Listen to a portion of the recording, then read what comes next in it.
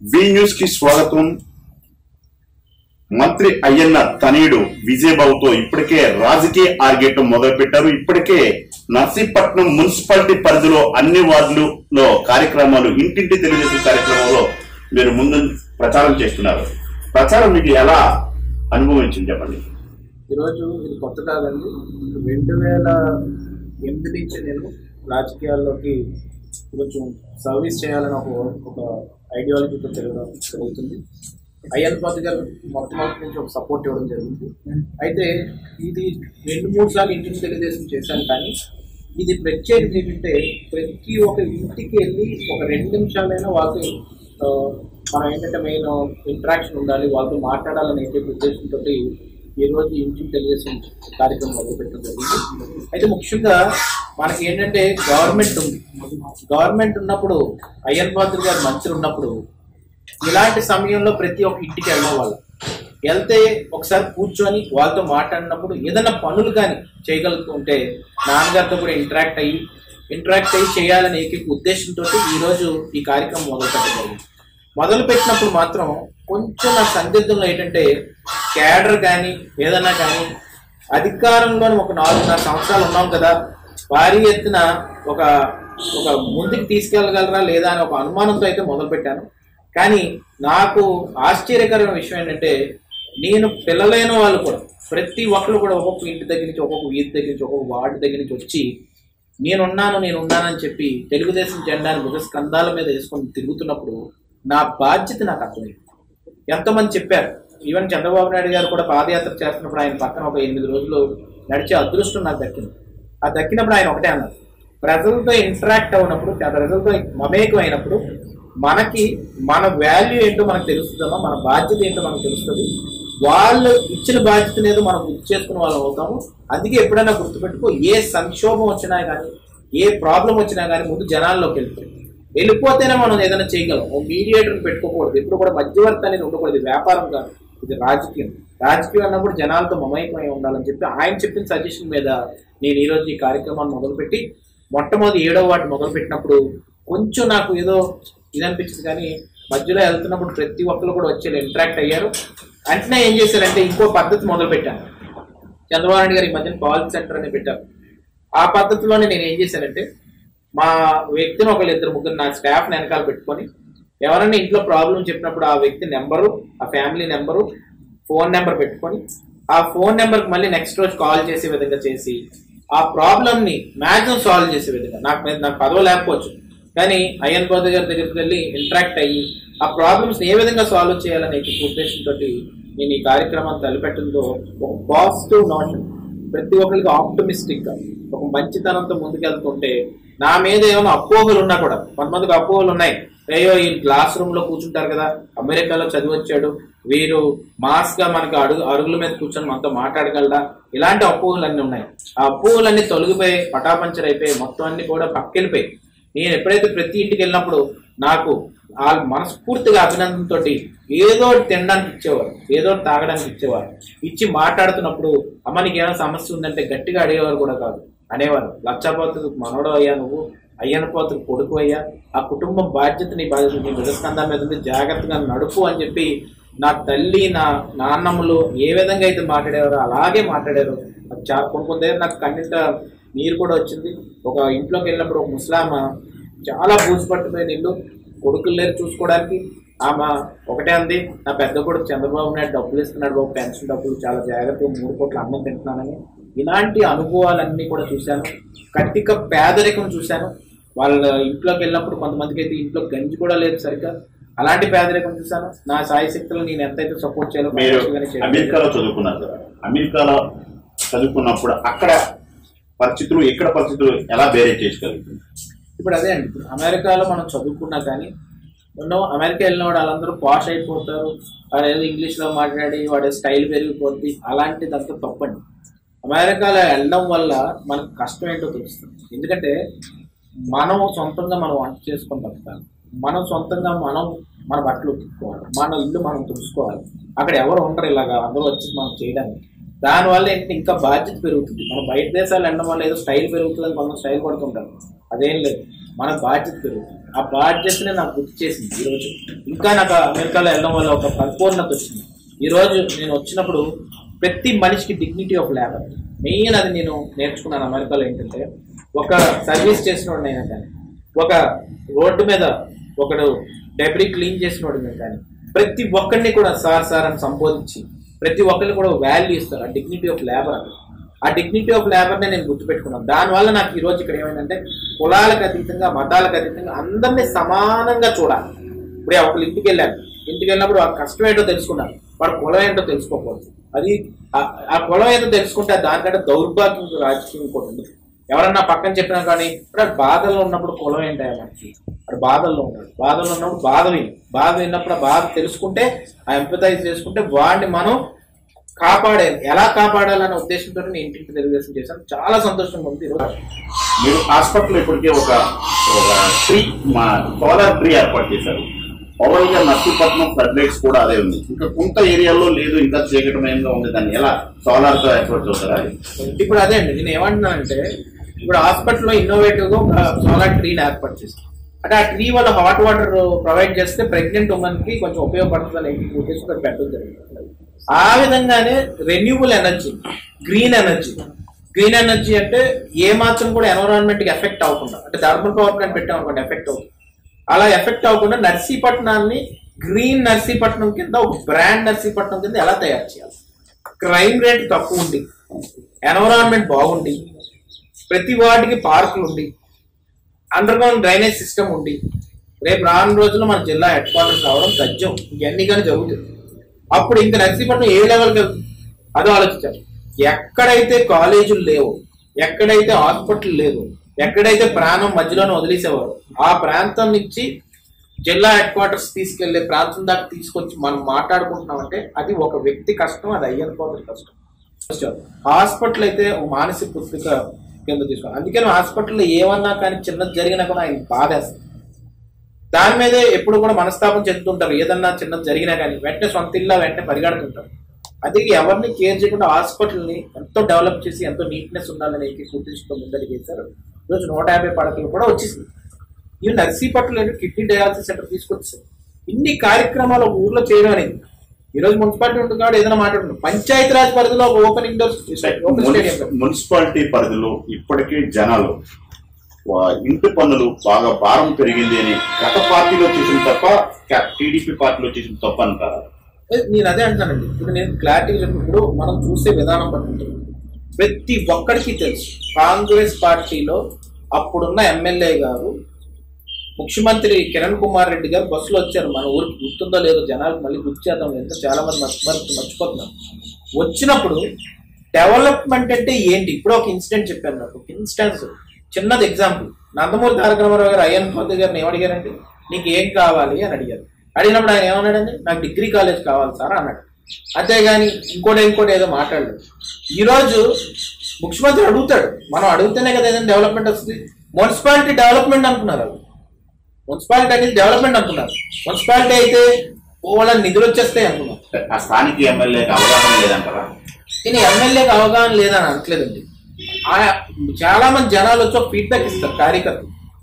ఆ కార్యకర్తలు ఆమెకి ఏం ఫీడ్బ్యాక్ ఇచ్చినప్పుడు ఆ రిప్రజెంటేషన్ తీసుకుని ముఖ్యమంత్రికి ఇచ్చేవచ్చు. ఏమంటారు మిగతా కార్యకర్తలు, మనం ప్రపోజల్ పెట్టామంటారు. ఏమంటే మనం అధికారంలో ఇప్పుడు 25 సంవత్సరాలు అప్పటికే ఉన్నాం. అప్పుడు ఎప్పుడు లేని ప్రపోజల్ ఇప్పుడు ఎందుకు వచ్చింది? రెండోది, మున్సిపాలిటీ చేయొచ్చు, చేస్తేనే అభివృద్ధి జరుగుతుంది నాకు తెలుసు. కానీ 1,00,000 పాపులేషన్ ఉన్నప్పుడు చేస్తే బాగుంటుంది. 75,000 పాపులేషన్ ఉన్నప్పుడు అటు ఇటు కాకుండా 3 క్యాడర్ మున్సిపాలిటీలో వచ్చిన ప్రాబ్లమ్స్, బైబ్రిగేషన్ ఇవన్నీ కారణం అంటారా? ఈ ఏదైతే హౌసింగ్ స్టాండర్డ్ మినిమం రసీదు ఉండకుండా అదనంగా పెంచారు, అది మున్సిపాలిటీ తప్ప అధికారులు తప్ప అంటారా? ఒక విజన్ ఉండాలండి. ఎప్పుడు నేను ఫస్ట్ నుంచి అదే మాట్లాడుతున్నాను, అదే పాయింట్ మీద. ఏంటంటే ఇప్పుడు పోలవరం వచ్చింది అనుకుంటాను, ముంపు గ్రామాలు ఉన్నాయి, అవి తెలంగాణలో ఉంది. ముందు చూపుతో ఆలోచించి చంద్రబాబు నాయుడు గారు ఏం చేశారు, ఆ గ్రామాలు తీసుకొచ్చి మన రాష్ట్రంలో కల్పించారు. అదొక విజన్, భద్రాచలం ఏరియాలో అదో విజన్. ఆ విజన్ ఉంది కాబట్టే మన పోలవరం జరిగింది. అదే కానీ ఆ గ్రామాలు తెలంగాణలో ఉంటే కేసీఆర్ ఏమంటాడు, నేను ఏమనంటాడు, అది ముందే ఆలోచించి వెళ్ళాడు. అలాగే నేను ఏమంటానంటే 75,000 పాపులేషన్ ఉంది కదా, ఇప్పుడు అడిగినా కూడా మనకి 3rd గ్రేడ్ మున్సిపాలిటీ వస్తుంది. వచ్చిందంటే బడ్జెట్ రాదు, మన పన్నుల మీదే ఆధారపడవలసి వస్తుంది బడ్జెట్. మీరు ఒక చిన్నది ఉదాహరణ ఎవరికి చెప్పలేదు, వెంకయ్య నాయుడు గారిని కలిసి అదృష్టం నాకు దక్కిన ఒక అండర్ గ్రౌండ్ డ్రైనేజ్ సిస్టమ్ అనేది అలా ఇస్తే బాగుంటుంది అంటే 75,000 పాపులేషన్ అనేది అన్నాడు. అవును సార్, 75,000 పాపులేషన్ ఎలా ఇచ్చేస్తాం, 1,00,000 ఉండాలి కదమ్మా అన్నాడు. అంటే మన తప్పు అది తీసుకోలేదు, అది నాయకుల తప్పు. నాయకులు ఏంటి ఆ రోజు అలా చేశారు. అయితే ఏమేనండి ఒకటి చిన్న పాయింట్ ఏంటంటే నాకు ఇప్పుడు ఆ 75,000 పాపులేషన్ 1,00,000 పక్కన పెట్టారు. పన్నులు ఏంటంటే మన కౌన్సిల్ రిజర్వేషన్ తీసుకోవాలి. దానికి ఏం చేశారంటే మొట్టమొదటి రిక్వెస్ట్ చేశారు, కానీ అప్పుడే ఏర్పడిన మున్సిపాలిటీ, ఆ మున్సిపాలిటీ తర్వాత వెంటనే మనకు విభజన జరిగిపోయింది. విభజన జరుగుతుందో లేదో కూడా చూసుకోవాలి. జరుగుతుందని తెలుసు అప్పుడు కాంగ్రెస్ నాయకులకు తెలియదండి. తెలుస్తున్నప్పుడు కనీసం ఆ విభజన చేయకూడదని ధర్నాలు చేశారు. అన్నీ ఆ టైంలో రిజైన్ చేయలేదు ఎవడు.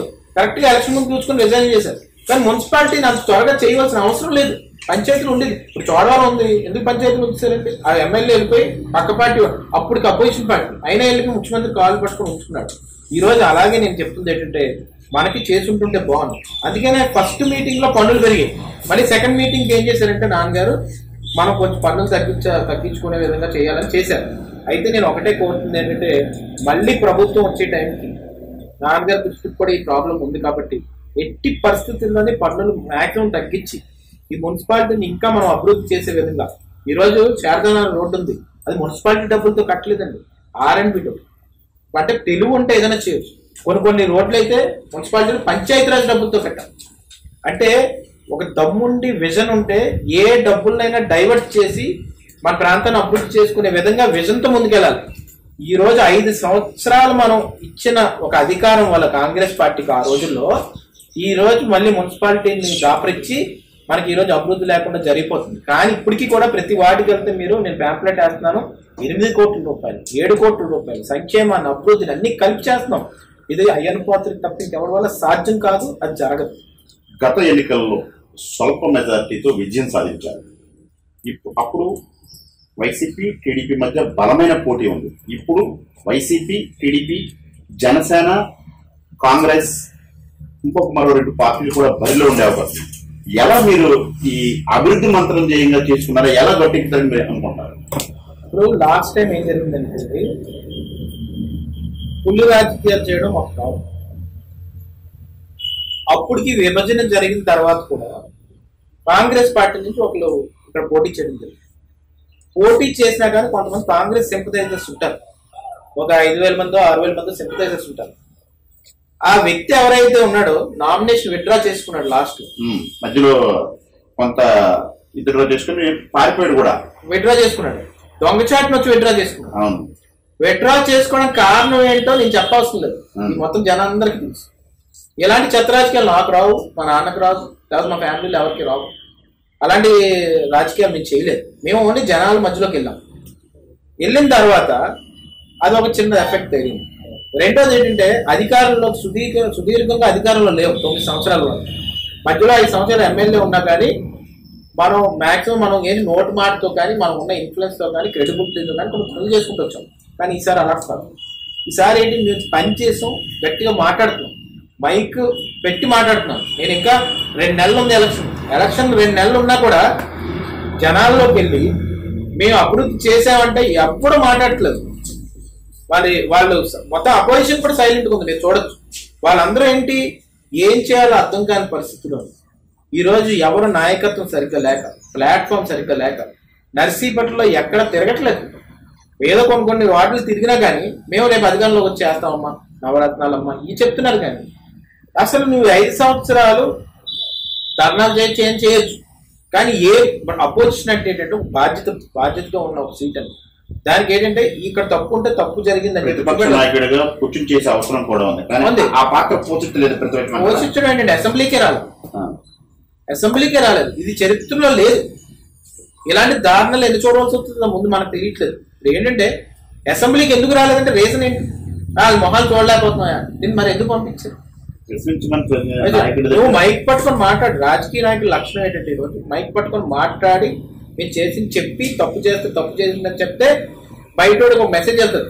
ఇంటి 4 గోడల మధ్యలో కూర్చొని నీవేదో చేసుకుంటుంటే ఎలా అవుతుంది? దానికి ఉదాహరణ ఒకటే చెప్తానండి. మొన్న నర్సీపట్నం వచ్చారు జగన్మోహన్ రెడ్డి గారు, పాదయాత్రలో వెళ్తున్నారు. జగన్మోహన్ రెడ్డి గారు ఎవరండి? క్యాబినెట్ ర్యాంక్ లో అపోజిషన్ లీడర్ గా ముందుకెళ్తున్నప్పుడు పక్కన వాళ్ళు ఇచ్చిన సజెషన్ సరిగ్గా ఇవ్వాలి. నేను ఇక్కడికి వచ్చినప్పుడు చంద్రబాబు నాయుడు గారు ఏమన్నా ప్రాబ్లమ్స్ ఉన్నాయని చిన్న చిన్న చెప్తున్నప్పుడు, అమ్మ ఈ చిన్న మీరు మాట్లాడండి నేను చేస్తాను, అవి ఒక ఉందాగా వెళ్దాం. ఎవరిని మీరు చంద్రబాబు నాయుడు గారు చూస్తే ఎవరిని విమర్శించకుండా జరిగిన తప్పుల్ని చెప్తూ వెళ్ళిపోయారు. ఎందుకు మేము అలా సజెషన్ ఇచ్చాం. ఏమని సార్ ఎవరిని ఏమనొద్దు సార్, అందరూ నాయకత్వం చేస్తున్నారు, బాగానే చేస్తున్నారు. ఎవరు ఇక్కడికి వచ్చాక వీళ్ళు ఏం చెప్తారంటే చిన్న స్లిప్ మీద బొడ్డుగల జూనియర్ కాలేజ్ రాలేదు, సరూరుడికి రింగ్ రోడ్ రాలేదు, ఇవన్నీ అయిపోయిన మాటల్ని మళ్ళీ అవలేనట్టుగా చూపెట్టి ఆయన నోటి నుంచి ఆ పలుకులు పలికించి పెన్షన్స్ కూడా రాలేదని పెద్ద ఆరోపణ చేశారు. అదే పెన్షన్ ముసలాల్లో చెప్పించుకోటేస్తారు ఆ మాట కన్నా. ఎందుకంటే వాళ్ళే ఈరోజు డ్యాన్స్ సంబరాలు చేసుకుంటారు, మా పెద్ద కొడుకు ఇలా చేసాడని చెప్పి. ఆధార్ కార్డులో కొంతమందికి 63, 62 ఏజ్ ఉండే వాళ్ళు కలిగించేస్తాం. అది కాంగ్రెస్ పార్టీలో కొంతమంది ఏంటంటే డబ్బులు తీసుకొని కొంతమంది చేసి ఉండొచ్చు అప్పుడు. అది వైఎస్ఆర్ పార్టీలోనే ఉన్నారు ఇప్పుడు ఆ నాయకులు కూడా. కానీ నేను ఏమంటున్నానంటే ఖచ్చితంగా నేను ఒకటే చెప్తున్నాను, ఈ రోజు జగన్మోహన్ రెడ్డి గారు ఏదైతే మాట్లాడారో ఆ జీవోలు వచ్చాయి. బొడ్డుపల్లి జూనియర్ కాలేజ్ వచ్చింది, సరువుడు రింగ్ రోడ్ వచ్చింది, అన్ని జరిగిపోయి. ఇక నువ్వు మాట్లాడడానికి ఏముంది? ఏమనంటే 3000 చేస్తాం పెన్షన్, 45 ఏళ్ళకి చేస్తాం. ఒక ఆమె నేను మొన్న చూశాను, అమ్మా నాకు 40 ఏళ్ళు నాకు పెన్షన్ వస్తుంది, జగన్మోహన్ రెడ్డి గారు వచ్చారంట. పెన్షన్ 35 ఏళ్ళకి 40 ఏళ్ళకి ఇస్తే రాష్ట్ర గురించి ఏం వాళ్ళు ఆలోచిస్తారు? సోమర్పోతులాగా అయిపోయి లేజీ ఆంధ్రప్రదేశ్ కింద ఈ మొత్తం ఇండియాలోనే తయారు చేయాలని కంకణం ఏమైనా పెట్టుకున్నారా మీరు? పరిగెట్టాలి, యంగ్ కంట్రీ అంటున్నారు. 35 ఏళ్ళ లోపల ఉండేవాళ్ళు ఈ రోజు సుమారుగా 60% మంది ఉన్నారు ఇండియాలో. అది మన అదృష్టం, హ్యూమన్ రిసోర్సెస్ అంటారు దాన్ని. నేను అదే చెప్తున్నాను. ఇప్పుడు ఏమంటానంటే మేము మళ్ళీ భారీ మెజార్టీతో వస్తామనడానికి ఒకటే ఒక ఉదాహరణ అండి. ఏంటంటే అది అభివృద్ధి మంత్రం అంటారా? అభివృద్ధి ఒకటండి. అభివృద్ధి ఒకటి. ఈ చేస్తాడంటే చేస్తాడు, చేయలేనంటే చెయ్యడు. వీరికి ఒక క్రెడిబిలిటీ ఉంది, ఒక నమ్మకం ఉంది. వీళ్ళు మాట ఇచ్చారంటే మడమ తిప్పరు, వీళ్ళు ముందుకెళ్లారంటే దూసుకొని పోతారు, ఏదో మాటిస్తే చేస్తారనేది జనంలో అత్యంతగా నమ్మకం ఉందండి. దాంట్లో ఏ మాత్రం తేడా లేదు. ఎందుకంటే నేను ప్రతి ఇంటికి వెళ్ళినప్పుడు వాళ్ళు మాట్లాడే మాటలు, కళ్ళలో ఉన్న ఆనందం, అయ్యన్న పోతే చేయగలడు బాబు, చేస్తాడని చెప్పాడు. 23,000 మెజార్టీ అనుకుంటే, 23,840 మెజార్టీ మాకు 2004లో వైఎస్ రాజశేఖర రెడ్డి గారి పాదయాత్ర వేవ్లో కొట్టాం. ఈరోజు నేను చెప్తున్నాను, ఖచ్చితంగా 24,000 మెజార్టీ పైన మేము గెలుస్తాం. దానికి స్ట్రాటజీ కూడా కొత్తగా ఇంప్లిమెంట్ చేయబోతున్నాను. నర్సీపట్నంలో ఇంతకుముందు రాజకీయం కంటే ఇప్పుడు మెరుగైన రాజకీయం జరగబోతుంది.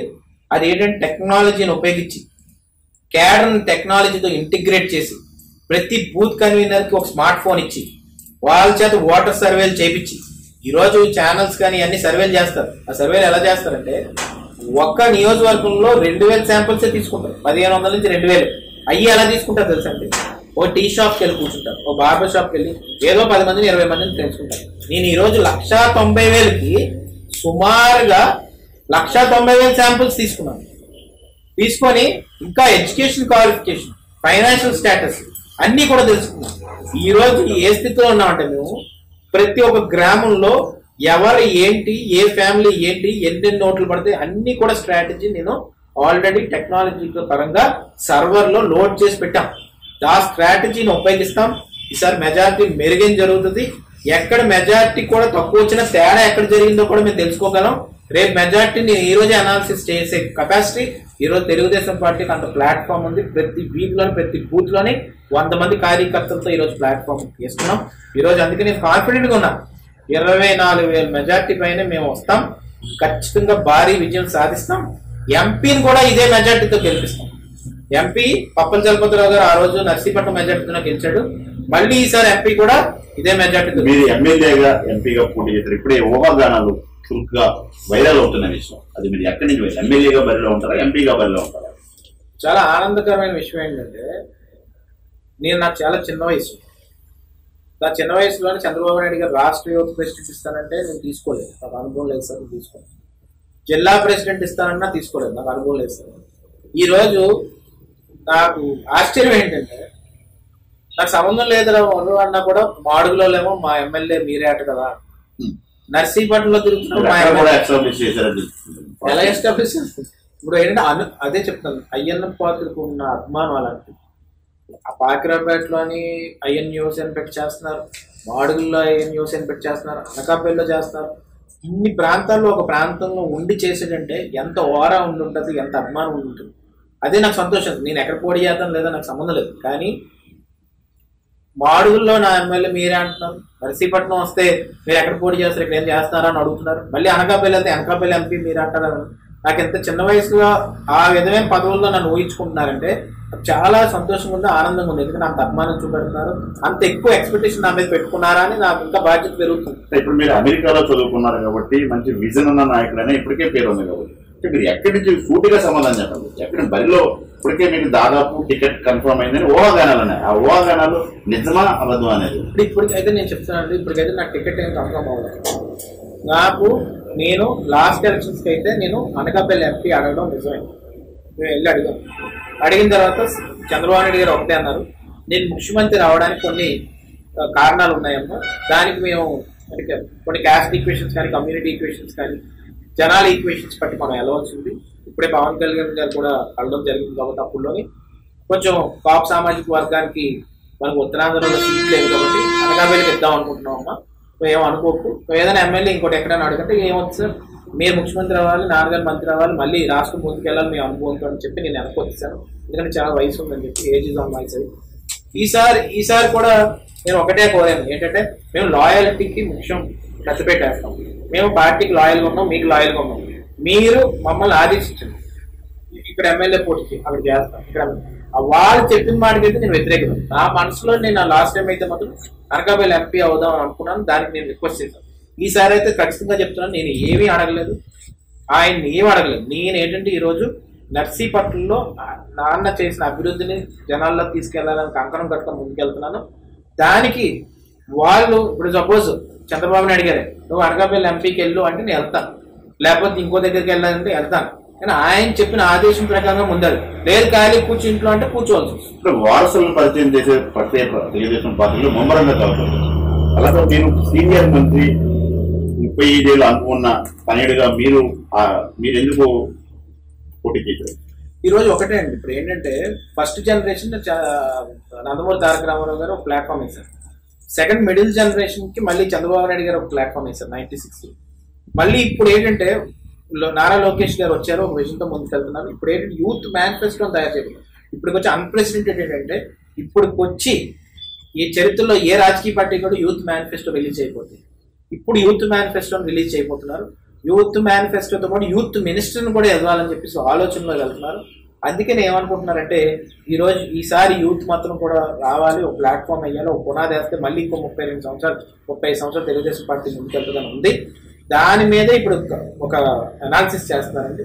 ఆ అనాలిసిస్లో కానీ నిజంగా నా పేరు పెట్టి నువ్వు పోటీ చేయవలసి ఉంటుంది అని చెప్తే మాత్రం చేస్తానండి. కానీ నేను ఒకటే అడుగుతుందంటే అనుభవాన్ని పక్కన తోసేయకూడదు. ఎందుకంటే అయ్యన్ పాత్ర గారికి చంద్రబాబు నాయుడు గారికి ఉన్నంత అనుభవం మాత్రం ఎక్కడ ఉండదు. మనం గింజుకున్న అంత అనుభవం రాదు. అందుకో నేను ఏమంటానంటే మాకు విజన్ ఉన్నా కానీ అనుభవం ముఖ్యం. అందుకే నాన్నగారికి మళ్ళీ ఎమ్మెల్యే సీట్ ఇచ్చి ఆయన మంత్రి అవుతే మా నర్సీపట్నం నియోజకవర్గం మరింత బాగుపడుతుంది అనే ఒక ఆలోచన నాకు అయితే ఉంది. క్యాడర్ కూడా నేను అదే చెప్తున్నాను. ఏ బాబు మీరు ఏమైనా పోటీ చేస్తున్నారా అని అడుగుతున్నారు. నేను ఒకటే చెప్పాను, అయ్యన్ పాత్ర గారు మంత్రి అవడం, ఎమ్మెల్యే అవడం మన లక్ష్యం. ఆ లక్ష్యానికి పనిచేయాలి. ఆయన మంత్రి అయితే మళ్ళీ ఇంకో 5 ఏళ్ళు మరింత అభివృద్ధి చేసుకోవచ్చు. ఆయన యాక్టివ్గానే ఉన్నారు. ఇప్పుడు చంద్రబాబు నాయుడు కంటే చిన్నవాడు, మిగతా వాళ్ళు కే కృష్ణమూర్తి కంటే చిన్న ఆయన, మళ్ళీ బొజ్జల గోపాల్ రెడ్డి గారి కంటే చిన్న ఆయన. ఇంత వయసు తక్కువ ఉండి ఇంకా కంటిన్యూ చేసి ఎమ్మెల్యేగా మంత్రిగా చేస్తే మరింత సేవ చేయొచ్చు. స్వార్థం కోసం మేము ఎప్పుడు వాడలేదు. అందుకే నేను ఒకటే కారణం ఏంటంటే 99లో దీపం పథకం కింద ఎలాగైతే తెలుగుదేశం పార్టీ ఆడవాళ్ళు గెలిపించుకున్నారో ఈసారి పసుపు కుంకుమ కింద కూడా పథకం ఇచ్చాం కాబట్టి మళ్ళీ ఆ పసుపు కుంకుమే మమ్మల్ని కాపాడుతుంది. ఆడవాళ్ళే మమ్మల్ని కాపాడుతారు. మళ్ళీ మేము అధికారంలో రావడం తచ్చం. ఎన్ని పార్టీలు వచ్చినా కానీ నేను ఒకటే చెప్తున్నాను, మళ్ళీ చంద్రబాబు నాయుడు గారికి కుర్చీ అప్పు చెప్తాను. ఎందుకంటే దీనికి ఒక ఉదాహరణ చెప్తాను. రాజశేఖర రెడ్డి గారు ముఖ్యమంత్రిగా ఉన్నప్పుడు యాంటీ ఇన్కంబెన్సీ ఏదైతే గవర్నమెంట్ మీద ఉన్న వ్యతిరేక ఓటు చిరంజీవి కొంచెం చీల్చడం వల్ల చిరంజీవి అధికారంలో రాలేకపోయారు. చిరంజీవి గారు రాలేకపోయి ఏమైంది, మళ్ళీ వచ్చి కాంగ్రెస్లోనే కలిపారు. అలాగే ఈసారి ఏమవుతుందంటే ఏదన్నా ఉంటే ఓటు ఎవరెవరో చీల్చుకోవచ్చు, కానీ తెలుగుదేశం పార్టీ మీద వ్యతిరేకత లేదు. ఓవరాల్ గా ఈ యువత ఓటింగ్ ఎలా ఉంటుంది? యువత ఓటింగ్ పెరిగిందండి. పెరగడం వల్ల నేను ఒకటే అంటుంది ఏంటంటే యూత్ మాత్రం నిరుద్యోగ అభివృద్ధి కానీ లేకపోతే ఏమీ లేని ఆంధ్రప్రదేశ్లోని ఏషియన్ పెయింట్స్ తీసుకొచ్చి మీరు లేకపోతే మనకి శ్రీ సిటీలో కొన్ని కంపెనీ అనంతపురం ప్రాంతంలో మనకి ఇక్కడ ఉండి తెలియట్లేదు కాదండి. యూత్ మొత్తం కూడా ఈరోజు ఇలాంటి అనుభవం నాయకులు ముందుకు పంపిస్తే మొట్టమొదటి ప్రైమ్ మినిస్టర్ తప్పు చేసినా కానీ బలగొద్ది మాట్లాడే నాయకుడు మనోడు. అందుకే తెలుగు జాతి గర్వంగా ఫీల్ అవుతున్నారని చెప్పి యూత్ మొత్తం ఒక ఇన్స్పైర్ అయ్యి ఒక పర్సనాలిటీ ఒక ఇన్స్పిరేషనల్ గా తయారైంది చంద్రబాబు నాయుడు గారికి. ఆయన ఇన్స్పైర్ అయ్యి ఈరోజు పక్కాగా నేను చెప్తున్నాను చంద్రబాబు నాయుడు గారు వెంటనే నిలబడతారు. అది ఖచ్చితంగా జరుగుతుంది. జరిగే రేపు రానున్న రోజుల్లో నేను ఖచ్చితంగా చెప్తున్నాను. ఏవో కొన్ని సినిమాలు చూడడం వల్ల లేకపోతే కొంతమంది ఉంటారు అంటే కొన్ని మెంటాలిటీస్ తోటి వాళ్ళు ఏదో కొంచెం ఓట్ని డిస్టర్బ్ చేయొచ్చు. కానీ నేను ఖచ్చితంగా చెప్తున్నా ఆడవాళ్ళు యూత్ మాత్రం కంపల్సరీగా తెలుగుదేశం పార్టీని అధికారంలోకి తీసుకొస్తారు. చంద్రబాబు నాయుడు గారు ముఖ్యమంత్రి అవుతారు. మళ్ళీ అయ్యప్ప గారు ఇక్కడ మంత్రి అవ్వాలని నేను మనస్ఫూర్తి కోరుతున్నాను. దానివల్ల నియోజకవర్గానికి మరింత అభివృద్ధి జరుగుతుంది. నర్సీపట్నం మున్సిపాలిటీలో ఇప్పటికీ మీరు ఇంటింటి తెలుగుదేశం కార్యక్రమం చేశారు. మీకు సమస్యలు కూడా ప్రజలు మీ ముందుకు తీసుకొచ్చారు. ఇప్పుడు మీరు తిరిగినప్పుడు మీరు చేసిన సమస్యలు ఎంతవరకు అభివృద్ధి ఇప్పుడు వరకు స్టాండింగ్ తీసుకొచ్చారు? ఈ రోజు అండి నేను ఇది గొప్పగా చెప్పుకోవట్లేదు కదండి. నేను స్టార్ట్ చేసి 5 months అయింది. 5 monthsలోని నేను దృష్టి పెట్టి ప్రతి ఊరికి వెళ్ళాను, ఎక్కించుకున్నాను. ఒక స్ట్రాటజికల్గా అథెంటికేటెడ్గా ట్రాన్స్పరెంట్గా నేను ప్రతి ఒక్క మనిషితోటి మా మనుషులు మాట్లాడడం ఫోన్లోని మాట్లాడి వాళ్ళ ప్రాబ్లమ్స్ తెలుసుకొని వాళ్ళ ఇంటికి వెళ్ళి ఇంటరాక్ట్ అయినప్పుడు ప్రజల సమస్యలు వాళ్ళ ఇండివిజువల్ సమస్యలు మేము తీర్చుకుంటూ పోతున్నాం. కానీ ప్రజలకు కావాల్సిన సమస్యలు కొన్ని చూసుకుంటే ఇప్పుడు 22వ వార్డులో ఇరిగేషన్ కాలువ గురించి చెప్పాను. అది బాగు చేయించడానికి 70 లక్షల రూపాయలు ఇమ్మీడియట్ గా 6 days లో శాంక్షన్ చేయించాం. అది కూడా కలెక్టర్ని కూర్చోబెట్టి సంతకం పెట్టించి మరి శాంక్షన్ చేయించాం. ఎందుకు ప్రజలకు కావాలి కాబట్టి. ఈ రోజు ఎంతో మంది ఫ్యామిలీస్ బతుకుతాయి ఇక్కడ. ఇప్పుడు ఆ ఇరిగేషన్ కాలువ అక్కడ ఇంకా నేను ఏం చేస్తాను బ్యూటిఫికేషన్ చేసి ప్రాజెక్ట్ లా డెవలప్ చేద్దాం. రెండోది ఏంటంటే బలిఘట్టంలో ఒక ఇరిగేషన్ కాలువ తెప్పించాను. అక్కడ ఒక 60 lakhs. బలిఘట్టంలో ఒక రోడ్లు తెప్పించాను. ఇప్పుడు ఫస్ట్ వార్డ్ సెకండ్ వార్డులో రోడ్లు శాంక్షన్ చేపిస్తాను. LED లైట్లు మీరు ఎందాక ఎత్తారు. LED లైట్లు ప్రతి వీధికి కూడా 10-15 కావాల్సి వస్తే ముందు 10 లైట్లు ముందు అందరికి పంపించాను. వెంకనాయపేటలో ఇమీడియట్ గా కావాల్సి వస్తే నేను సొంత డబ్బులు పెట్టి నా ఫ్రెండ్ ఒకటి సాయం చేస్తే సొంత డబ్బులు పెట్టి వెంకనాయపేటలో నా సొంత డబ్బులతో నేను లైట్లు వేయించాను. అక్కడ లక్ష్మీనగర్ రోడ్ ఎప్పటి నుంచో సమస్య ఉంటే అక్కడ ఒక ఆమె ల్యాండ్ మధ్యలో ఉందని ఆమెను తీసుకెళ్లి దగ్గరుండి అంటే ఒక నాయకత్వం విలువలు ఎంత పెరుగుతాయంటే అండి మనుషులతో ఇంటరాక్ట్ అయినప్పుడు మనకు సమస్యలు తెలుస్తాయి. ఎవరి మీద కానీ బాధ్యతగా డిపెండ్ అయిపోయామంటే మనకు అక్కడక్కడే నాయకత్వం విలువలు తగ్గిపోతాయి. ఆమె ఆర్టీఓ దగ్గర తీసుకెళ్లి కౌన్సిలర్ తోటి ఆమెను కాంప్రమైజ్ చేయించి ఈరోజు లక్ష్మీనగర్ లో రోడ్ వేపిస్తుంది. అంటే ఎప్పుడు జరగలేని చరిత్రలో లేని సమస్యలు. అక్కడికి ఇనాగ్రేషన్కి వెళ్ళినప్పుడు ఒక ఆమె మీ న్యూస్ కి అనుకుంటారు ఒక మాట చెప్పింది. అసలు జరగదు అనుకున్నామంటే ఏదో వచ్చాడు వెళ్ళిపోతాడులే కుర్రాడు అనుకున్నాము. కానీ ఇన్ని తక్కువ రోజులు ఎలా చేసాడని మాకు ఆశ్చర్యంగా ఉందని చెప్పి ఆమె చెప్తే అక్కడ జనాలందరూ కూడా చాలా హ్యాపీగా అభినందించారు. ఇలాంటి నేను చెప్తున్నా మాకు ఇక్కడ పెద్ద డ్రైనేజ్ కాలువ ప్రాబ్లం అండి. ఇది 30 సంవత్సరాల క్రితం పంట కాలువగా పారేది. తర్వాత ఇది మురికి కాలువగా తయారైపోయింది. అది నీరు కూడా పారకుండా అలా వాటర్ అంతా మీద వరకు నిలబడిపోయింది.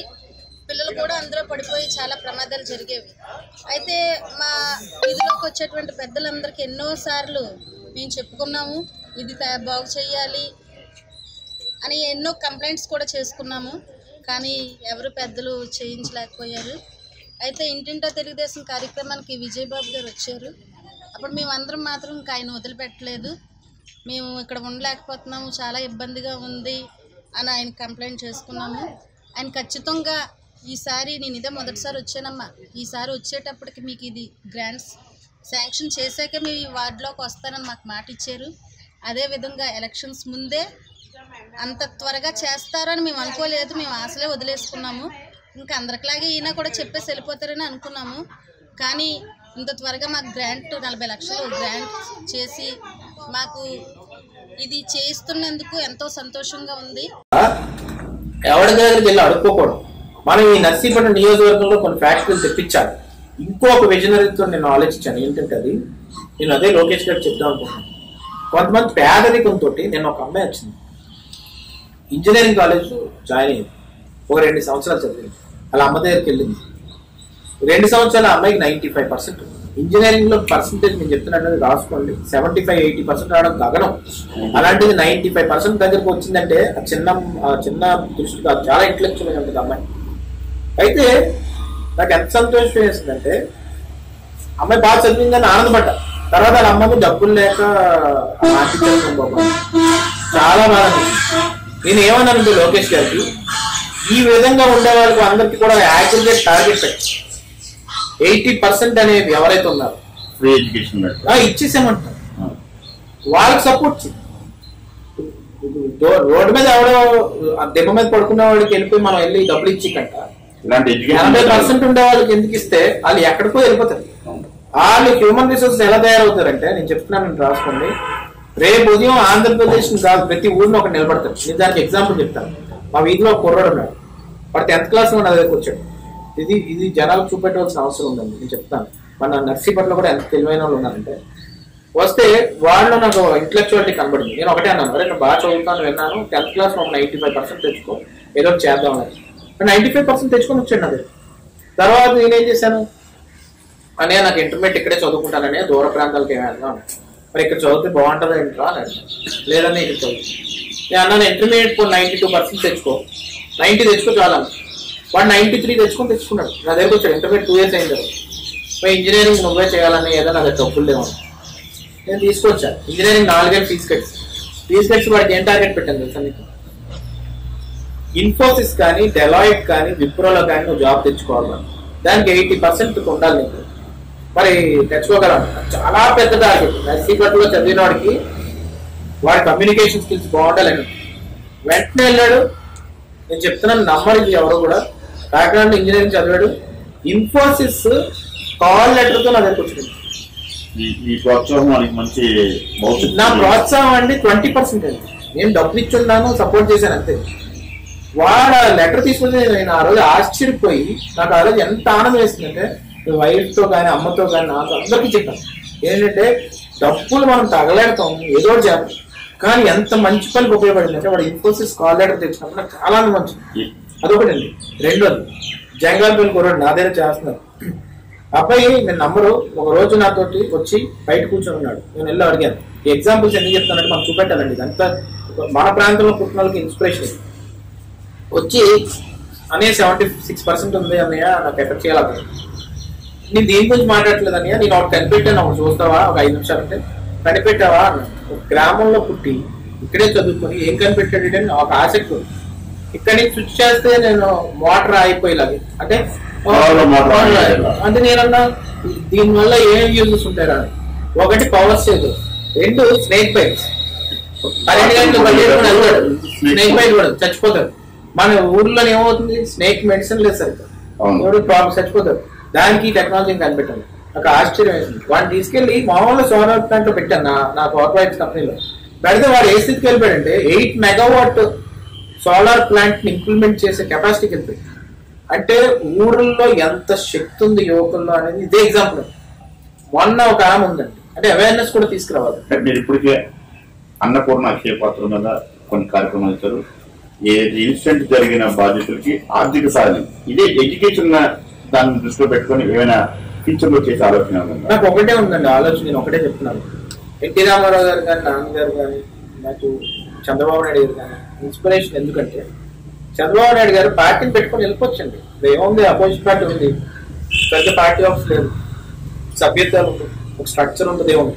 చంద్రబాబు నాయుడు గారు పార్టీ పెట్టి, పార్టీని స్ట్రక్చర్ చేసి, పార్టీ ప్లాట్ఫామ్ పెంచి, ఇన్సూరెన్స్ స్కీమ్ పెట్టి క్యాడర్ని కాపాడుతూ, ఒక ఎన్టీఆర్ స్కూల్ అని పెట్టి మళ్ళీ పేదవాళ్ళు కార్యకర్తలు ఎవరంటే ఆ పిల్లలు చదివించి, బసవతారక క్యాన్సర్ హాస్పిటల్లో క్యాన్సర్ పేషెంట్లు మా కార్యకర్తలు చూస్తూ ఇన్ని కార్యక్రమాలు మనిషి ఎలా చేస్తున్నాడు, ఒక ఆశ్చర్యం వేసింది. అది నేను ఏం చేసిన, ఒక రోజు నేను అరుణాచలం వెళ్ళానండి. అరుణాచలం వెళ్ళినప్పుడు ఒక ప్రదర్శన చేస్తున్నప్పుడు, గిరి ప్రదర్శన అంటే చేస్తున్నప్పుడు, రమణ మహర్షి ఆశ్రమం వెళ్ళినప్పుడు అక్కడ అన్నం పెడుతున్నారు. అక్కడ నేను తిన్నాను. చాలా మంది పేదవాళ్ళకి అన్నం పెడతారు. అలా ఆనందం చూసి నాకు ఒకటే అనిపించింది, పొలిటికల్ గా చేయకుండా ఏదో నా సాయి శక్తులు, నాకున్న శక్తికి, నాకున్న శాలరీకి వైట్లో పెట్టి ఎవరిని డొనేషన్లు అడగదు. ఎవరైనా డొనేషన్ మనీ రూపంలో లేకుండా చేతి రైస్, ఇప్పుడు రైస్ తీసుకొచ్చి వేస్తే చాలని చెప్పి పెట్టుకున్నాను. పెట్టుకొని ఇప్పుడు మెరడం గుడి దగ్గర స్టార్ట్ చేసి 2.5 years అయింది. సక్సెస్ఫుల్ గా రన్ అవుతుంది. అంటే ఒక మంచి కార్యక్రమం మొదలు పెట్టడం అదే సినిమాలో చెప్తుంది, మనం తలుచుకొని మంచి కార్యక్రమం అనుకుంటే ఆటోమేటిక్ గా అదే పుడుతుంది. ఈ రోజు మొన్న కిక్ బాక్సింగ్ అని ఒక ఆమె వచ్చింది, పిల్లవాడు ఎంతే ఉన్నాడు, వాడిని ఎంకరేజ్ చేస్తే చాలా 15,000 వెంటనే హెల్ప్ చేయడం జరిగింది. మళ్ళీ అక్కడ అమ్మాయి గురించి మన లేబర్ శంకర్ గారు చెప్తే అక్కడ షాక్ కొట్టింది అమ్మాయికి వెళ్ళాం. ఫైనాన్షియల్ గా చాలా దారుణమైన పొజిషన్ ఉన్నారు. ఆ రోజు సీఎం రిలీఫ్ ఫండ్ వల్ల వాళ్ళకి ఓపు, రేపు వదిలి ఎవరు ఇచ్చినా నాకేం ప్రాబ్లం లేదండి, పొలిటికలైజ్ చేయకూడదు అంటారు. అలాగే మనం మెడికల్ క్యాంప్ పెట్టాం, 1000 మందికి స్పెక్టికల్స్ ఇచ్చాను. నేను ఇప్పుడు ఇంటింటికి వెళ్తున్నానా, బాబు నువ్వు ఇచ్చిన కాదుడే, నువ్వు ఇచ్చిన చూస్తున్నావు అంటుంటే ఎంత సాటిస్ఫాక్షన్ ఉంటుందండి. అది కూడా కొంతమంది రాజకీయం చేశారు. ప్రతిపక్షాలు గొడుగులు మీద కామెంట్ చేస్తున్నారు కదా. ఇది ఒకటే అండి, నేను ఏమన్నానంటే నీకు వీలైతే చేతనైతే ఏదైనా చేయండి, లేకపోతే నేను గొడుగులు ఎందుకు ఇచ్చానంటే ఓపెన్ చెప్తున్నాను. ఇప్పుడు ఎలక్షన్ లేవు, ఎవడన్నా ఎలక్షన్ ముందు ఇస్తాడు. నన్ను చాలా మంది ట్రైన్ అనుకున్నాను, అదే గొడుగులు ఎత్తాడు రైడర్. ఇవి ఏంటంటే కొన్ని ఇంట్లో కొంతమంది వ్యక్తులు మీరు నమ్మరు, కొన్ని ఎఫోర్డ్ చేసుకుని అనుకుంటున్నారు. గొడుగు ఇచ్చడం ఆనందంగా తీసుకెళ్తాం. మొన్న తుఫాన్ పడింది, గొడుగులు వేసుకుని బయటకు వచ్చాడు. కొంతమంది పిల్లలు రెయిన్ కోట్స్ ఉన్నాడు వెళ్తారు, స్కూల్కి వెళ్తారు, హై ఫీవర్లు వస్తున్నాయి, ఏ వైద్యం చేసుకోవాలో తెలియదు, ఏదో గొడుగాలకు ఉపయోగపడుతుంది కదా అని నేను ఇచ్చాను, గుర్తుగా ఇచ్చాను. దాని మీద మా ఫోటోలు వేసి ఇచ్చాను. క్యాలెండర్లు ఇస్తారు చాలా మంది, క్యాలెండర్లు ఇస్తారు. క్యాలెండర్ ఎందుకంటే గోడ కట్టుకుంటారు, ఏదో ఉపయోగపడింది ఏదో ఉంటే గుర్తుగా ఉంటుంది, వాళ్ళ పిల్లలకు ఉపయోగపడుతుంది, స్కూల్కి వెళ్ళినప్పుడు వాడుకుంటారని చెప్పి. నేను అందుకే నేను ఇంటికి వెళ్ళినప్పుడు ఓటు అడగట్లేదు, ఏ విలేకరున్నా నా వెనకాల పెట్టండి, నేను వెళ్ళినప్పుడు ఓటు వేయండి అమ్మా అని అడగట్లేదు. ఎక్కడన్నా నేను అడిగితే నాకు అడగను, నేను ఒక్కటే అడుగుతాను, ఓటు గురించి అడగలేదు. అమ్మ నా గుర్తుగా ఉంచుకోండి, అభివృద్ధి కార్యక్రమాలు చదవండి, ఇదే చెప్తున్నాను. నా వెనకాల మనుషులు కూడా అడగండి ఎవరన్నా. అందుకే నేను ఏమన్నానంటే నేను ఏది ఇచ్చినా ఏం చేసినా కానీ ఎలక్షన్ దృష్టి పెట్టుకొని నేను చేయట్లేదు. మేమేమో ఈ నియోజకవర్గానికి ఈసారి వచ్చి ఇంకో నియోజకవర్గానికి పారిపోయి మళ్ళీ అక్కడి నుంచి జంప్ కొట్టి అలాంటి పాలిటిక్స్ మేము చేయం. మేము చేస్తుంది ఏంటంటే నిక్కచ్చిగా నిజాయితీగా ప్రతి దానికి రూపాయి లెక్క ఉంది. ఇప్పుడు గొడుగులు కూడా మేము వైట్లోనే కట్టాం, చీరలకు కూడా వైట్లోనే పే చేస్తాం, ఎంతోమంది డొనేషన్స్ ఇస్తున్నారు. ఈ విధంగా చేసుకుంటూ పోతుంటే ఎన్ని విమర్శలు అంటే ఏదో ఖాళీ కూర్చొని పెన్నే కదా అని చెప్పి కూర్చొని ఏది పడితే అది ప్యాంప్లెట్ల కింద ముద్రించడం పెట్టడం, వీళ్ళు అది చేశారు ఇది చేశారని చెప్పడం. ఒకడైతే ఏకంగా గొడుగులో కెమెరా పెట్టారు, అది కుర్రలేదు, టెక్నాలజీ తెలుసుకోలేదో నాకు తెలియదు. అసలు ఏ విధంగా ఈ కామెంట్స్ చేస్తారు, ఇన్ని అరక్షగా మూడుకోట్లు కూర్చొని ఏం చేయాలో అర్థం కాక ఈ మాట మాట్లాడతాను. నేను ఏమంటానంటే మీ వృధా టైంని వృధాగా చేయకుండా, టైం వృధా చేయకుండా మీరు నర్సీపట్నానికి ఫ్యూచర్ ఏం చేయాలో ఆలోచించి మీరు మమ్మల్ని కలిగిన వాళ్ళు లేకపోతే ఒక వేదిక పెట్టి మీ ప్రశ్న నేను పోతుంది అంటే ప్రజావేదిక పెట్టి అపోజిషన్ లేదని కూర్చోబెట్టి అపోజిషన్ వాడిని కూర్చోబెట్టి అధికారంలో ఉండడానికి కూర్చోబెట్టి నీ విజన్ ఏంటో చెప్పు, నీ విజన్ ఏంటో చెప్పు అని చెప్తాను. మాట్లాడడానికి మధ్యలో గొడవలు పెట్టి ఏంటి ఆ కాలం ఏమైందండి, వీడికి ఏమో పెన్షన్ రాలేదండి, అవి పల్స్ సర్వే ఉందండి. పల్స్ సర్వే చేసినప్పుడు ఎవడో సీరియస్ తీసుకోలేదు. ఇంటికి వెళ్ళినప్పుడు కొంతమంది అంటే స్టైల్ కి నాకు 20 ఏళ్ళు 30 ఏళ్ళు అని చెప్పుకున్నారు. దానివల్ల చాలా మందికి పెన్షన్ రాలేదు. రానప్పుడు దాన్ని కూడా మనం ఏదో ఒక విధంగా అధిగమించే ప్రాబ్లమ్స్ అన్ని చేస్తున్నాం. ఇన్ని కార్యక్రమాలు చేసుకుంటూ పోతుంటే ఎవడు ఏం చేయలేడండి. నేను చెప్తున్నాను, ఈసారి తెలుగుదేశం పార్టీ ఇక్కడ జెండా ఎగరేసి ఖచ్చితంగా 24,000 మెజార్టీతో మేము బయట రాబోతున్నాం. అది నా అనాలిసిస్ స్ట్రాటజీతో నేను చెప్తున్నాను. మనం పెన్షన్లు ఇచ్చినప్పుడు కూడా ప్రతి ఒక్కరు కూడా హ్యాపీగా వచ్చారు, అన్నం పెట్టాం, అన్నం శుభ్రంగా తిన్నారు, ఆకలితో లేకుండా వెళ్ళారు, ఎంత మంది ఆశీర్వదించారు. ఎవడన్నా అపోజిషన్ వాడికి నిన్ను వద్దన్నాడు, ఎవడన్నా అన్నదానం చేయొద్దన్నాడా, లేకపోతే పెట్టొద్దన్నాడా, లేకపోతే నువ్వేమో పంచకుండా మేమేమో ఆపాము, కోడి రాకుండా నువ్వు పంచుకొచ్చుకున్నావు, మరి నువ్వెందుకు చేయలేకపోతున్నావు అంటే నువ్వు ఒకటి ఏంటంటే ఒక పక్క నుంచి సంక్షేమ కార్యక్రమాలు చేస్తున్నాం, ఒక పక్క నుంచి ఫ్యామిలీ కృతజ్ఞత భావంతో మేము ఏదో గుర్తుపెట్టుకోవాలని ఇస్తున్నాం, ఒక పక్క నుంచి అభివృద్ధి చేసుకుంటూ పోతున్నాం. ఇన్ని కోణాల్లో చేసి మళ్ళీ అందుబాటులో ఉంటున్నాం. నువ్వు ఇంకా ఎక్కడ మీటింగ్లు పెట్టుకోవాలో ఆలోచించే పరిస్థితుల్లో ఉన్నారు. 25 ఏళ్ళు పూర్తి చేసుకుని తెలుగుదేశం పార్టీ మమ్మల్ని జనాలు గౌరవించారు, మీ యాక్టివిటీస్ అన్ని చేశారని మీరు చెప్తారు. ప్రతిపక్షం మీకు డబ్బులు ఎక్కడి నుంచో తెచ్చారో చేశారు అనేది ఒక ఆరోపణ అయితే బలంగా అనిపిస్తున్నారు. నేను అదే చెప్తానండి. నేను ఎంత ఖచ్చితంగా ఏం చెప్పాను, ప్రిసైజ్ గా వైట్ లో కట్టామన్నాను, ఇంకా నేను బ్లాక్ లో కట్టామన్నాను, వైట్ లో కట్టామన్నాను. ఇప్పుడండి ఎవడన్నా తలమాసిన ఎవరినైనా మీరు చెప్తారండి, క్యాష్ పెద్ద పెద్ద ఎత్తున బ్యాగుల్లో పెట్టుకోవడం ఇంపాసిబుల్. డిమానిటైజేషన్ అయిన తర్వాత క్యాష్లెస్ మనీ వచ్చింది, డిజిటల్ ట్రాన్సాక్షన్స్ వచ్చాయి, అన్ని వచ్చాయి. ఐటీ కూడా చాలా భూతత్వంలో మ్యాగ్నిఫైయింగ్ గ్లాస్ లో పెట్టి చూస్తున్నారు. ఇలాంటి సమయంలో ఎప్పుడూ కూడా ఇంత చదువుకొని మేము అలాంటి తప్పులు మాత్రం చెయ్యం కూడా. మేము 2008 నుంచే నాకు పవర్ ప్రాజెక్ట్స్ ఉన్నాయి. ఎప్పటి నుంచో నేను బిజినెస్ లో ఉన్నాను. నా శాలరీనే నేనేమో ఈ అన్నదానానికి ఖర్చు పెడుతున్నాను. ఇప్పుడు ఏం చేసినా కూడా వైట్ లోనే కొంటున్నాం, దానికి బిల్లులు ఉన్నాయి. నేను ఎంత ధైర్యంగా చెప్పినా కూడా ఎవడో వచ్చి నీకు ఆ లెక్కలో ఏమైనా కావాలంటే ఏమైనా గవర్నమెంట్ వచ్చి చెప్తాం. అంతేగాని అవి చేశారు కాబట్టి ఇవి వచ్చాయి, ఇవి చేశారు కాబట్టి అవి వచ్చాయి. నీకు దమ్ముంటే ఎవరికైనా నేను ఒకటే చెప్తున్నాను, ఈ నర్సీపట్నంలో సబ్ స్టేషన్లో కానీ, హాస్పిటల్లో కానీ, లేకపోతే ఎక్కడ ఉద్యోగాల కింద కానీ, ఎక్కడన్నా కానీ ఎవరినన్నా కానీ అయ్యన్న పాత్ర కుటుంబం ఒక్క రూపాయి తీసుకున్నాడని కానీ లేకపోతే రూపాయి అడిగాడని కానీ నిరూపిస్తే ఈ రాజకీయాల నుంచి బయటకు పోదాం. సన్యాసం తీసుకుని నీకే ఇచ్చేస్తాం పదవి, నామినేషన్ కూడా అంత ఖచ్చితంగా చెప్తాను. ఎక్కడన్నా వదులుతారండి? పూర్వం 5 సంవత్సరాలు ఎంత అవినీతి జరిగిందండి. పోనీ ఆ నాయకులు ఎక్కడ ఉన్నారండి? మళ్ళీ వైఎస్ఆర్లో ఉన్నారు ఈరోజు. సో ఈ రోజు నేను అదే అంటాను, ఆరోపణలు చేయడం చాలా ఈజీ, మచ్చ పెట్టడం చాలా ఈజీ, దాన్ని తుడుచుకోవడం చాలా కష్టం. నువ్వు బురదలో ఉండి బురద అంటించుకుని ఉంటే ఆ బురదను తెచ్చి మాకంటిస్తానంటే ఎలాగా? మేము ఒక ట్రాన్స్పరెంట్ గా మేము ఒక ఉద్దేశపూర్వకంగా మేము ముందుకెళ్తున్నాం, ఒక ఐడియాలజీతో ముందుకెళ్తున్నాం, అభివృద్ధి అనే మంత్రంతో వెళ్తున్నాం.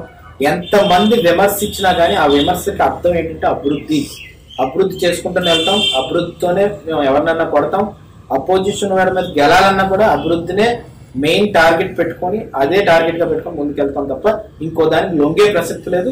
అది మాకు మా నాన్న నేర్పించిన ఒక పొలిటికల్ మంత్రం ఏంటంటే, ముందుకెళ్ళు, గట్టిగా మాట్లాడు, నిజాయితీగా బతుకు, ఒక్కడి నుంచి ఒక రూపాయి తీసుకోవద్దు, ఎవ్వడు నిన్ను జీవితంలో నిన్ను ఏమి చేయలేడు, తల వంచలేడని చెప్పాడు. అంతే తల ఎత్తుకుని బతుకుతున్నాడు. నాన్నగారు హాస్పిటల్లో ఆయన కన్న కూతుర్లా భావించిన హాస్పిటల్పై గతంలో సూపరింటెండెంట్ 59 లక్షల రూపాయలు ఇప్పటికే తిరిగి కట్టింది. హాస్పిటల్లో జరుగుతున్న విషయం పార్టీపై ప్రభావం చూపుతుంది. మీరు ఏమంటారు? ఒకటే అండి, ఇక్కడ జనాల్ని ఎవరు మభ్య పెట్టలేరు. నర్సీపట్నం జనానికి ఒక క్లారిటీ. ఏంటో క్లారిటీ అంటే, అక్కడ 30 పడకల హాస్పిటల్ ఉండేది, దాన్ని అక్కడే పోస్ట్ మార్టం చేస్తుంటే ఆ పక్కన ఉన్న గచ్చి వీధిలో అది కూడా స్మెల్ వెళ్ళిపోయింది పూర్వం. అలాంటిది నందమూరి తారక రామారావు గారు వచ్చి 100 పడకల హాస్పిటల్ చేయించారు. అది అయ్యనపాత గారు తీసుకొచ్చిన తర్వాత చాలా గర్వంగా చెప్పుకుంటాం. మేము నర్సీపట్నంలో 100 పడకల హాస్పిటల్ ఉంది అని గర్వంగా చెప్పుకుంటాం. అప్పుల్లోని మీరు అబ్జర్వ్ చేస్తే చైర్మన్ కింద ఎమ్మెల్యే ఉండేవారు హాస్పిటల్. అప్పుల్లో గవర్నమెంట్ ఎమ్మెల్యేని పెట్టారు. ఎందుకు? ఎమ్మెల్యే ఒక డెసిషన్ తీసుకోవాలి, మీరు హాస్పిటల్ గురించి మీకు తెలుసుకుంటారు. తర్వాత క్యాబినెట్ మీటింగ్ లో నాన్నగారే చెప్పారు, ఏమని? సార్, చైర్మన్ కింద ఎమ్మెల్యేలు ఉండడం వల్ల ఎమ్మెల్యేలకి మెడిసిన్ గురించి అది సరిగ్గా అవగాహన లేకపోవచ్చు. అందుకు మీరు ఏం చేస్తారంటే ఆ జీవోని ఇంకా మనం తీసేస్తే మంచిది. ఎందుకంటే ఎమ్మెల్యే అనేవాడు చైర్మన్ అనే వాళ్ళు యూజ్ ఏం లేదు సార్. దానివల్ల అనవసరమైన కొంతమంది కొన్ని నియోజకవర్గాల్లో ఏవో జరుగుతుంటే పొలిటికల్ ఒత్తిళ్ళు ఎక్కువ ఉంటాయి. పొలిటికల్ ఒత్తిళ్ళు లేకుండా డాక్టర్లనే మనం దానికి జవాబుదారీగా అకౌంటబిలిటీగా పెడితే ఆ హాస్పిటల్ బాగుపడుతుంది, మంచిగా రన్ అవుతుంది అని చెప్పడం జరిగింది. చెప్పిన తర్వాత ఏం జరిగిందండి, 150 పడకలు ఎలా చేయాలని చెప్పి ఆలోచన మీద అయ్యనపాత్ర గారు ముందుకెళ్ళారు. అయితే చైర్మన్ కింద ఎవరినైనా పెడదాం అని చెప్పి మధ్యలో చాలా మంది అనుకున్నారు, కానీ ఎక్కువ ఆలోచించలేదు నాన్న. ఎందుకంటే హాస్పిటల్ అవార్డులు తీసుకొచ్చింది, ఫస్ట్ పొజిషన్ లో ఉన్నది, గైనిక్ లో ముందుకెళ్ళింది. ఎక్కడైనా చిన్నది డబ్బులు ఏమన్నా పేదవాళ్ళని వచ్చి అడుగుతుంటే అది కూడా మ్యాక్సిమం గా అరికట్టాం. ఫుడ్ బాగుంది, అన్ని బాగా జరిగింది. మధ్యలో చిన్న ఫుడ్ మీద కూడా చిన్న ప్రాబ్లం వచ్చింది. వస్తే అప్పుడు కూడా నాన్న ఇంటర్వ్యూని అయ్యారు. అప్పుడు డాక్టర్లు ఖచ్చితంగా చెప్పారు, ఇంత ఫ్రీడమ్ ఇచ్చాను కాబట్టి జాగ్రత్తగా చేయండి అని ఒక అలారం లాగా కాషన్ గా చెప్పుకుంటూ వస్తుంటే మధ్యలో చిన్న ప్రాబ్లం జరిగిన తర్వాత నాన్నగారు దృష్టికి వచ్చింది. అది మీడియాలో రావడం వల్ల దృష్టికి వచ్చింది. దానికి మనం జర్నలిస్టులందరికీ కృతజ్ఞతలు చెప్పుకోవాలి. ఎందుకంటే అంత క్లోజ్ గా అబ్జర్వ్ చేసి అది కూడా పేపర్లు వేయడం వల్ల మళ్ళీ బయటికి రావడం, ఎక్స్పోజ్ అవడం వల్ల నాన్నగారు తెలిసింది. అయినా కానీ ప్రజలకు ఏమాత్రం ఇబ్బంది కల్పించలేదు. ఇది రాజకీయంగా ఎందుకు పోస్తున్నారో నాకు అర్థం కాదు. మొన్న ఎవడో అంటాడు, ఆ డబ్బులతో ఏదో చేశారట, ఇది చేశారట. అది అకౌంట్ లో ఉన్న డబ్బులు, దాన్ని బొర్రుండోడు ఎవడన్నా కానీ దాన్ని ట్రాన్సాక్షన్ చేస్తే ఒక అర్థంగా దరిద్రంగా వర్స్ట్ అని ఇమేజ్ వస్తుందని కనీసం అనిపించాలి కదా ఎవరైనా ఆరోపణ చేసినప్పుడు. నేను అందుకే అంటున్నాను, దానికి ఏం చేశారు ఆ సూపరింటెండెంట్ గారు మేడం ఎవరైతే ఉన్నారో ఆ మేడం ఏం చేశారు, కూర్చోపెట్టి నాన్నగారు ఒకటే అన్నారు, గవర్నమెంట్ నుంచి ఎంక్వైరీ ప్రోబ్ చేయండి, చేసి మీరు చూడండి, ఎందుకంటే గవర్నమెంట్ హాస్పిటల్లో గవర్నమెంట్ డాక్టర్ ఒక సూపరింటెండెంట్ గా ఒక హెడ్ గా ఉండి అన్ని చూసుకుంటున్నారు కాబట్టి మీరు ఎంక్వైరీ ప్రోబ్ చేయండి, నేను పొలిటికల్ గా ఎక్కడ ఇన్ఫ్లుయెన్స్ చేయనని చెప్పారు. చెప్పిన తర్వాత ఆ ఎంక్వైరీలో తేలిన తర్వాత ఆమె 59 లక్షల రూపాయలు గవర్నమెంట్ కట్టడం జరిగింది, సుమారు ₹1 కోటి కట్టడం జరిగింది. ఇక్కడ రాజకీయంగా కానీ మీరు పోస్తే మీరు ఆరోపించారు కాబట్టి అదే చెప్పాను, మీరు బురదలో ఉన్నారు, బురద మాకు అంటే మీరు నిజంగా కానీ ఏదైనా అవినీతి జరుగుతుంటే రాజకీయంగా ఆ డబ్బులు ఆమె ఎందుకు కడతారండి? ఎవడొచ్చి ఒక రాజకీయ నాయకుడు ఎవడైతే తిన్నాడో వాడు కట్టాలి కదా, లేకపోతే ఎంక్వైరీలో వాడు దొరకాలి కదా, మరి ఆమె ఎందుకు కడతారండి? ఆమె ఒప్పుకున్నారు కదా ఏమని అంటే ఏదో జరిగిపోయింది, ఎవడో ఒక ఎంప్లాయీ ఇలాంటి తప్పు అని చేశాడు, చేయడం వల్ల నేను హెడ్గా ఉన్నాను కాబట్టి నేను బాధ్యత తీసుకుని ఆ డబ్బులు నేను కట్టేస్తున్నానని ఆమె ఒప్పుకుందా లేదు. పార్టీ పరంగా ఒక విచారణ హాస్పిటల్ మీద నివేదికన చెప్తే బాగుంటుంది మరి అనుకున్న బాగుంది. అదే చేశారు కదండి. ఇప్పుడు అయ్యన్పాత్రి గారు పార్టీ వ్యక్తి కాదు, పార్టీ పదవి ఇస్తే ఆయన మంత్రి అయ్యారు. మంత్రి అయిన తర్వాత మంత్రి గారు ఏం చేశారు, ఇప్పుడు బాధ్యతగా ఇక్కడ ఒక అవినీతి జరిగిందని చెప్పారు కాబట్టి ఎంక్వైరీ ప్రోబ్ చేయమన్నారు. ఎంక్వైరీ ప్రోబ్ చేసి మేము ఎలా చేయొచ్చు, రాజకీయంగా కానీ ఎవరైనా అవినీతి చేస్తే కొంచెం ఆలోచన ఉండేవాడు ఆలోచించాలి, ఏం చేయొచ్చు, ఎంక్వైరీ చేసా తెలుస్తుంది అనొచ్చు.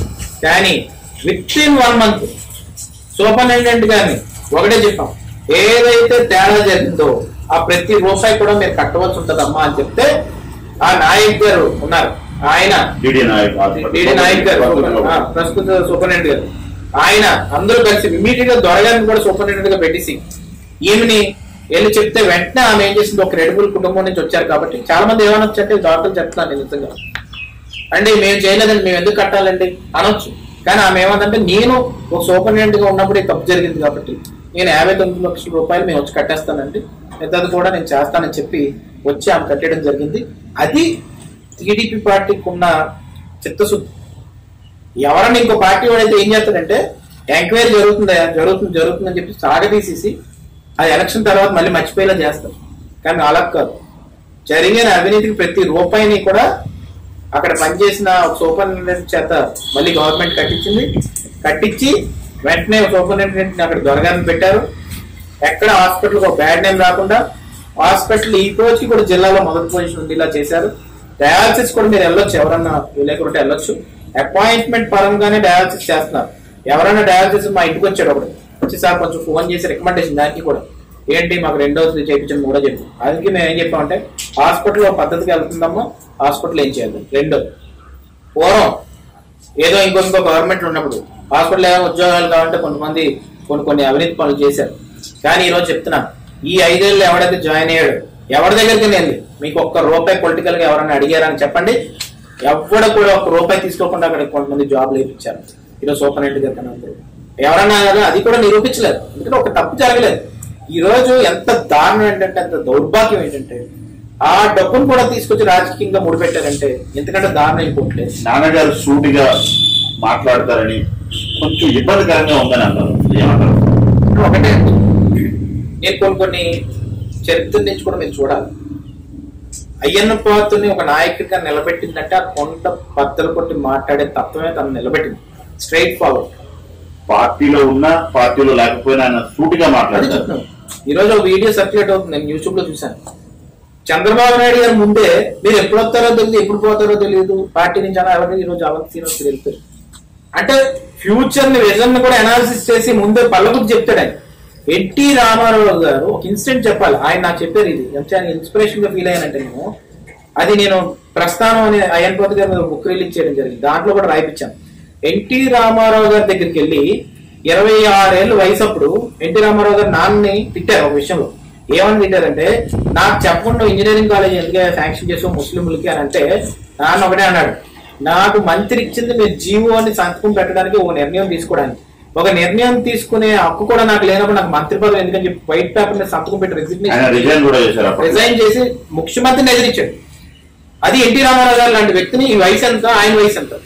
అప్పుడు ఆ డైలాగ్ కొట్టాడు, నాన్న నాకు ఆస్తులు అమ్ముకొని రాజకీయం చేస్తామండి, పరువు పోతుందని మేము రాజకీయం చేయమని చెప్పిన ఏకైక నాయకుడు అయ్యన్పాత్రి గారు.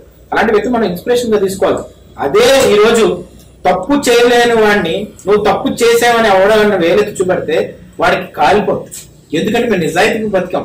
3 కోట్ల అన్నం తిని నిజాయితీగా జీవనెత్తులుండి ప్రజలకు అకౌంటబిలిటీగా ట్రాన్స్పరెంట్ గా రాజకీయం చేస్తూ బతుకుతున్నాం. ఎవడో వచ్చి ఇక్కడ జరిగిన అవినీతిని కూడా మా తెలుగుదేశం పార్టీకి రాజకీయానికి అంటగడుతున్నప్పుడు కాలిపోతుంటది మనుషులు. అంత నిజాయితీ పరుడు కాబట్టి మైక్ లో గట్టిగా మాట్లాడడంతో కొంతమంది బాగా అనిపించవచ్చు, కొంతమంది రాజకీయంగా పడలేని వాళ్ళు రెచ్చగొట్టచ్చు. కానీ మాకు తెలిసిన నిజం మాకు తెలుసు. మేము చేయగలిగి చేస్తున్నాం, ముందుకెళ్తున్నాం. ఆమె చేత డబ్బులు కట్టించాం, హాస్పిటల్ మళ్ళీ నెంబర్ 1 పొజిషన్ తెస్తున్నాం, డయాలసిస్ సెంటర్ నెంబర్ 1 పొజిషన్ లో ఉంది, బ్యూటిఫికేషన్ చేస్తున్నాం, పేషెంట్లకు ఇబ్బంది లేకుండా సూపర్ స్పెషాలిటీ డాక్టర్స్ కూడా ఇప్పుడు నర్సీపట్నం రావడం మొదలు పెట్టబోతున్నారు.